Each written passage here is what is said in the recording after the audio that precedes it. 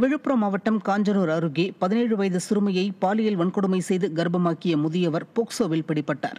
செம்மேடு கிராமத்தில் 12ஆம் வகுப்பு பயிலும் மனநலம் பாதிக்கப்பட்ட சிறுமியை 63 வயது முதியவர் நேரு பாலியல் வன்கொடுமை செய்ததில் சிறுமி கர்ப்பமானது தெரியவந்தது.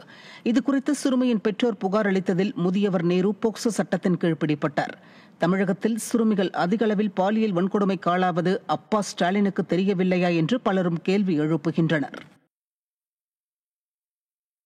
திருச்சி மாவட்டம் சமயபுரத்தை அடுத்த புறத்தாக்குடியில் விடுதி மாணவர்களிடம் பாலியல் சீண்டலில் ஈடுபட்ட விடுதி காப்பாளர் மற்றும் அவரது நண்பர் ஆகியோர் போக்சோவில் பிடிபட்டனர்.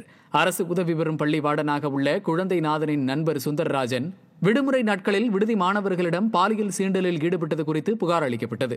இதைத் தொடர்ந்து நடைபெற்ற விசாரணையில் விடுதி காப்பாளர் குழந்தைநாதன் மற்றும் அவரது நண்பர் சுந்தர்ராஜன் ஆகியோர் போக்சோ வழக்கில் பிடிபட்டனர்.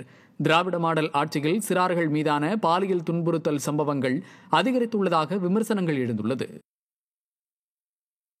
தூத்துக்குடி எட்டயபுரத்தில் அரசு பாலிடெக்னிக் கல்லூரி மாணவிகளிடம் பாலியல் சீண்டலில் ஈடுபட்ட பேராசிரியர் மீது போக்சோ வழக்கு பாய்ந்தது. கல்லூரி மாணவிகள் மூவர் மதன்குமார் என்ற பேராசிரியர் மீது பாலியல் புகார் அளித்தனர். இது தொடர்பான விசாரணையில் கல்லூரி பெண்கள் பாதுகாப்பு கமிட்டியினர் அந்த மாணவிகளை மிரட்டியதாக கூறப்படுகிறது. இதை கண்டித்து மாணவிகள் உள்ளிருப்பு போராட்டம் நடத்திய நிலையில் மாதர் சங்கத்தின் சார்பிலும் போராட்டம் நடைபெற்றது. இதையடுத்து பேராசிரியர் மதன்குமார் மீது போக்சோ பாய்ந்தது.